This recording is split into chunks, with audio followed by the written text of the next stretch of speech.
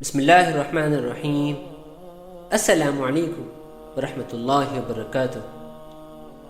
بدر میں کفار مکہ کی شکست کا حال سن کر مکہ میں صف ماتم بچھ گئی۔ مکے والے تو اس امید میں تھے کہ ہماری ساز و سامان اور اسلحوں سے لیس والی فوج کا وہ مٹھی بھر آدمی کیا مقابلہ کر سکیں گے، ایک ہی ریلے میں مسلمان سرمے کی طرح پس جائیں گے۔ ان مسلمانوں کو شاید انصار کی کثرت کا گھمنڈ ہو گیا ہے، مگر وہ بیچارے مدینے کے ہلکے پھلکے لوگ جن کی تاریخوں میں ایک صفحہ بھی خون سے رنگین نہیں ہے، بھلا ان قریش کا کیا مقابلہ کر سکیں گے جن کے کارنامے خوریز معرکوں کی یادگاریں ہیں۔ ہاں، مکہ کے وہ نادان قریش جو محمد ابن عبداللہ کے رفیق اور ہم نوا بن گئے ہیں، وہی بس یقیناً بہادر ہیں اور ہم میں سے ہیں۔ مگر خبر آئی کہ بدر میں قریش کو ذلت کی شکست اٹھانی پڑی۔ ان کے بہت سے بہادر جنگجو مارے گئے اور بہت سے مسلمانوں نے قید کر لیے۔ قریش نے بدر میں بہت کچھ جواں مردی کا ثبوت دیا، لیکن مسلمانوں کا جوش طوفان کا جوش تھا۔ چھوٹے چھوٹے نیزوں اور ٹوٹی ہوئی تلواروں نے قیامت برپا کر دی۔ پھر کفار مکہ نے انتقام کے لیے بڑے پیمانے پر تیاری شروع کر دی۔ عورتوں نے مردوں کو غیرت دلائی کہ بدر کے بعد خاموشی سے بیٹھ جانا بزدلی اور بے غیرتی کی بات ہے۔ قریش کی عظمت کے صحیفے اس آسانی سے چاک نہیں ہو سکتے۔ شکست کا انتقام لیا جائے گا اور ضرور لیا جائے گا۔ تو اٹھو اور تلواروں کو نیام سے نکالو، نیزوں کو ہاتھوں میں لو، گھوڑوں کی ایڑ لگا کر میدان جنگ میں پہنچ جاؤ۔ زیادہ انتظار اور سوچ بچار سے جذبہ غیرت سرد ہو جاتا ہے۔ ان باتوں نے قریش میں انتقام کی آگ بھڑکا دی۔ تیاریاں ہونے لگیں، ساز و سامان درست کیا جانے لگا۔ کسی نے نیزے کی عنی کو تیز کیا تو کسی نے تلوار پر دھار رکھی۔ مسلمانوں سے شکست بدر کا بدلہ لینے کے لیے قریش کا 3000 کا لشکر روانہ ہوا۔ ان میں جواں سال بہادر بھی تھے اور تجربے کار قریش بھی۔ عورتیں بھی ساتھ تھیں تاکہ وہ اپنے سپاہیوں کو اشعار پڑھ پڑھ کر جوش اور غیرت دلائیں۔ دوسری طرف مسلمان بھی جانتے تھے کہ مشرکین اپنے 70 سرداروں کا بدلہ ضرور لیں گے، لہٰذا انہوں نے بھی ہر پل یہ کوشش جاری رکھی کہ وہ مشرکین کی ہر پل کی سرگرمیوں سے باخبر رہیں۔ شوال کا مہینہ تھا۔ اللہ کے رسول صلی اللہ علیہ وسلم کو اپنے چچا حضرت عباس رضی اللہ عنہ کے ذریعے خبر ملی کہ مکے کا ایک 3000 کا لشکر مدینے کی طرف بڑھ رہا ہے۔ یہ سننا ہی تھا کہ آپ صلی اللہ علیہ وسلم نے انصار اور مہاجرین سے مشورہ کیا، جس پر اکثر تجربے کار اصحاب نے مشورہ دیا کہ شہر کے اندر ہی رہ کر مقابلہ کرنا بہتر ہے۔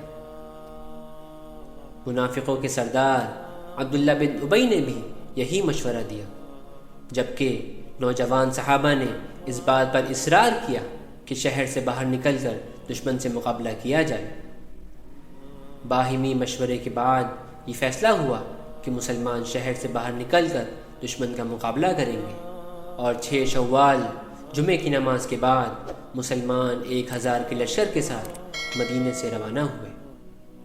تھوڑا آگے چلنے پر اشفاق کے مقام پر عبداللہ بن ابی 300 سواروں کے ساتھ یہ کہہ کر لشکر سے علیحدہ ہو گیا کہ محمد نے میری بات نہیں مانی اور شہر سے باہر آ کر ہم لڑائی نہیں کریں گے۔ مدینے کے قریب احد کی پہاڑیوں کا سلسلہ ہے۔ یہ سلسلہ تقریباً 1 میل لمبا ہے۔ اسی پہاڑی کے دامن میں مسلمان صف آرا ہوئے، اور پہاڑی کے سامنے ایک بنجر میدان تھا جس میں کفار مکہ نے پیر جمائے۔ مسلمانوں کی صف آرائی ہوئی۔ رسول اللہ صلی اللہ علیہ وسلم نے خود صفوں کو درست فرمایا۔ مسلمان صفوں میں اللہ پر بھروسہ کر کر کھڑے ہو گئے۔ ان کو معلوم تھا کہ احد کی لڑائی جنگ بدر سے زیادہ شدید ہوگی۔ کفار مکہ پورے ساز و سامان کے ساتھ لڑنے کے لیے آئے ہیں۔ ان کے انتقام کی آگ پوری قوت کے ساتھ بھڑک رہی ہے، لیکن مسلمانوں کے حوصلے بہت بلند اور ان کے ارادے پہاڑوں کی طرح مضبوط تھے۔ ان کی ہمتیں کہہ رہی تھیں کہ ذرا جنگ کا آغاز ہو تو پھر کفار مکہ کو معلوم ہو جائے گا کہ خدا پرستوں سے لڑائی کرنا گویا موت سے کھیلنا ہے۔ عنین ایک چھوٹی سی پہاڑی تھی جس میں ایک کھلی جگہ تھی۔ مسلمانوں کا لشکر اسی کے قریب صف آرا تھا۔ یہی مقام ان کا زبردست مورچہ اور مدد بھیجنے کا مستقر تھا۔ خطرہ تھا کہ کافر اس راستے سے آ کر بہت کچھ نقصان پہنچا سکتے ہیں، اس لیے اللہ کے رسول نے 50 تیر اندازوں کو ایک جگہ مقرر فرما کر ارشاد فرمایا کہ چاہے تم لوگوں کی جیت ہو یا ہار، مگر اس مقام سے ہرگز نہ ہٹنا، اس کی محافظت کرتے رہنا۔ اور عبداللہ بن جبیر رضی اللہ عنہ کو تیر اندازوں کی جمعیت کی کمان سپرد کی۔ مسلمانوں کی فوج صفیں باندھے کھڑی تھی، بس حضور صلی اللہ علیہ وسلم کے حکم دینے کی دیر تھی۔ شوق شہادت اور جذبہ جہاد بے چین کیے دیتا تھا۔ اللہ کے رسول نے سعد بن ابی وقاص اور ابو عبیدہ ابن جراح رضی اللہ عنہما کو اسلامی فوج کے سامنے بڑھنے والے رستے پر متعین فرمایا۔ جب آگے کی فوج کا انتظام درست ہو گیا تو اللہ کے رسول نے فوج کے دائیں بائیں بازو کی طرف توجہ فرمائی، اور عکاشہ بن محسن اسدی اور ابو سلمہ بن عبد الاسد رضی اللہ عنہما کو ان دونوں حصوں کی کمان تفویض ہوئی۔ کفار قریش نے بھی صفوں کو درست کیا۔ ان کے دائیں بازو کا کمانڈر خالد بن ولید تھا۔ یہ وہی خالد بن ولید ہے جن کو بعد میں سیف اللہ کا لقب ملا تھا، اور انہوں نے مسلمانوں کو کئی اہم جنگوں میں فتح دلوائی تھی۔ بہرحال یہ ابھی مسلمان نہیں ہوئے تھے اور قریش کی فوج کے دائیں بازو کے کمانڈر تھے۔ فوج کے بائیں بازو کی کمان ابو جہل کے بیٹے عکرمہ کو ملی، اور فوج کے قلب کا کمانڈر ابو سفیان کو متعین کیا گیا۔ آخرکار جنگ کا آغاز ہوا۔ دونوں طرف کے بہادر جوہر شجاعت دکھانے لگے۔ تلواروں کی جھنکار سے احد کی پہاڑیاں گونجنے لگیں۔ ایک طرف لات و حبل کی جے پکاری جا رہی تھی اور دوسری طرف شور تکبیر بلند تھا۔ حضور صلی اللہ علیہ وسلم نے حضرت ابو دجانہ رضی اللہ عنہ کو اپنی تلوار عطا فرمائی۔ ابو دجانہ بہت دلیر، حوصلہ مند اور بہادر انسان تھے۔ جب ان کے ہاتھ میں آپ صلی اللہ علیہ وسلم نے شمشیر مبارک عطا فرمائی تو وہ بہت خوش ہوئے، اور ان کی چال میں تھوڑی سی اکڑ پیدا ہو گئی۔ تو اللہ کے رسول نے فرمایا، اس چال کو خدا ناپسند کرتا ہے، مگر اس موقع پر یہ معیوب نہیں۔ دیکھیے یہاں بھی اللہ کے رسول اپنی امت کو اخلاق کا سبق پڑھا رہے تھے کہ انسان چاہے کتنا ہی بڑا بن جائے یا کتنی ہی بڑی نعمت اسے اللہ کی طرف سے مل جائے، انسان کو کبھی بدلنا نہیں ہے۔ انسان کی کامیابی اللہ کے سامنے جھکنے میں ہے، نہ کہ اپنے اوپر تکبر کرنے میں۔ بہرحال ابو دجانہ شمشیر رسول لے کر آگے بڑھے تو کافروں کی صفوں سے نکل کر ان کے سامنے ایک سپاہی آیا۔ وہ اپنی تلوار کا وار کرنا ہی چاہتا تھا کہ ابو دجانہ نے اس کا سر اڑا دیا، اور وہ کافروں کی صفیں چیرتے ہوئے بڑھتے ہی چلے گئے۔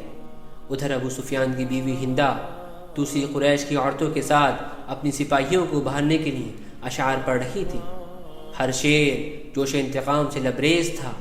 ہر شعر جوانان مکہ کی حوصلوں کو بڑھاتا، جس سے جذبہ انتقام اور تیز ہو جاتا۔ ابو دجانہ صفوں کو چیرتے ہوئے ہندا کے پاس پہنچ گئے، اور یہاں تک کہ اسے قتل کرنے کے لیے بھی تلوار اٹھا لی۔ قریب تھا کہ ہندا کی لاش زمین پر تڑپتی نظر آئے، لیکن پھر خیال آیا کہ اللہ کے رسول کی تلوار عورت کے خون میں آلودہ کرنا مناسب نہیں۔ اس خیال کے آتے ہی اٹھا ہوا ہاتھ رک گیا، اور ابو سفیان کی بیوی ہندا کی جان بچ گئی۔ کمانوں سے تیر چھٹنے لگے، تلواریں جنبش میں آ گئیں۔ کافروں نے بھی آج مرنے مارنے کا پکا ارادہ کر لیا تھا۔ وہ بھی بڑی شدت کے ساتھ لڑے۔ ایک گرتا تو دوسرا اس کی جگہ آ کھڑا ہوتا، مگر وہ لوگ مسلمانوں کے طوفانی حملے کی تاب نہ لا سکے۔ ان کے پیر اکھڑ گئے، آگے بڑھنے والے پیچھے ہٹنے لگے۔ وہ بہادر جو فتح یا موت کا عزم لے کر آئے تھے بھاگ کھڑے ہوئے، اور مسلمان فتح کے بہت قریب ہو گئے۔ کافروں کو اس طرح بھاگتے ہوئے دیکھ کر وہ تیر انداز جن کو اللہ کے رسول نے عبداللہ بن جبیر کی ماتحتی میں پہاڑی پر متعین فرمایا تھا مال غنیمت لوٹنے لگے۔ وہ سمجھے کہ ہماری جیت ہو گئی ہے اور کافر ہار گئے ہیں اور بھاگ رہے ہیں۔ بھاگنے والے اب کیا لڑیں گے؟ بدر میں جب ان کو شکست ہوئی تھی تو ان کے ایک سپاہی نے بھی پلٹ کر سانس بھی نہیں لی تھی، چنانچہ اب بھی ایسا ہی ہوگا۔ مگر ان کا خیال غلط نکلا اور اس ایک چھوٹی سی غلطی سے پوری جنگ کا پانسا پلٹ گیا۔